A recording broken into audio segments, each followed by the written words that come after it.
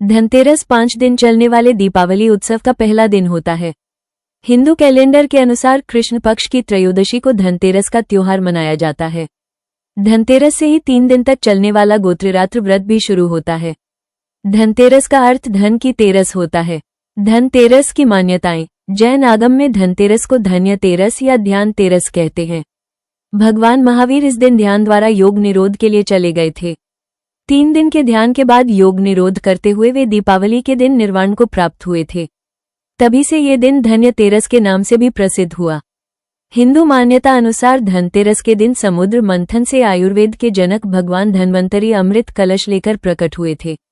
अमृत कलश के अमृत का पान करके देवता अमर हो गए थे।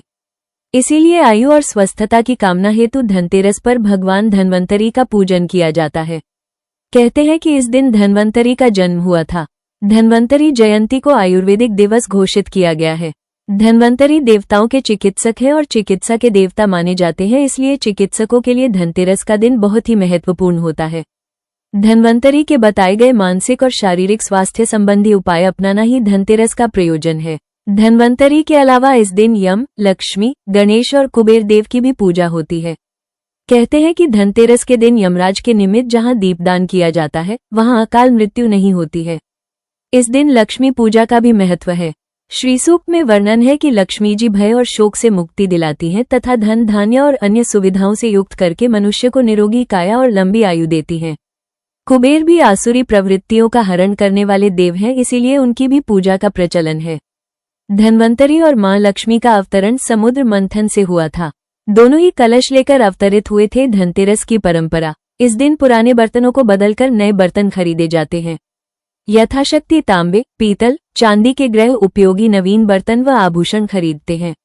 वर्तमान में धनतेरस के दिन अब बर्तन और आभूषणों के अलावा वाहन, कंप्यूटर, मोबाइल आदि भी खरीदे जाने लगे हैं। हालांकि अधिकतर लोग धनतेरस पर सोने या चांदी के सिक्के खरीदते हैं या पीतल एवं चांदी के बर्तन खरीदते हैं, क्योंकि इन्हें खरीदना शुभ माना जाता है।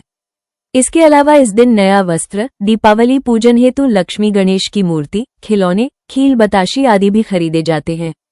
इस दिन कुछ मात्रा में साबुत धनिया भी खरीदा जाता है, जिसे संभालकर पूजा घर में रख दिया जाता है। धनतेरस भारत के विभिन्न भागों में अलग अलग तरह से मनाया जाता है। अधिकतर जगहों पर सायंकाल दीपक जलाकर घर द्वार, आंगन, दुकान आदि को सजाते हैं। इस दिन से मंदिर, गौशाला, नदी के घाट, कुआं, तालाब एवं बगीचे आदि सभी जगहों को जगमग कर दिया जाता है। पश्चिमी भारत के व्यापारिक समुदाय के लिए यह एक बहुत ही महत्वपूर्ण त्योहार है। महाराष्ट्र में लोग सूखे धनिया के बीज को पीसकर गुड़ के साथ मिलाकर एक मिश्रण बनाकर नैवेद्य तैयार करते हैं। ग्रामीण इलाकों में किसान अपने मवेशियों को अच्छे से सजाकर उनकी पूजा करते हैं। दक्षिण भारत में लोग गायों को देवी लक्ष्मी के अवतार के रूप में मानते हैं, इसलिए वहां के लोग गाय का विशेष सम्मान और आदर करते हैं। इस अवसर पर गांवों में लोग धनिया के बीज खरीद कर भी घर में रखते हैं। दीपावली के बाद इन बीजों को लोग अपने बाग बगीचों या खेतों में बोते हैं। इस दिन लोग हल जुती मिट्टी को दूध में भिगोकर उसमें सेमर की शाखा डालकर लगातार 3 बार अपने शरीर पर फेरकर कुमकुम लगाते हैं। मूलतः धनतेरस से फिर से सब कुछ नया कर दिया जाता है, जिससे मन में उत्साह और उमंग का संचार होता है।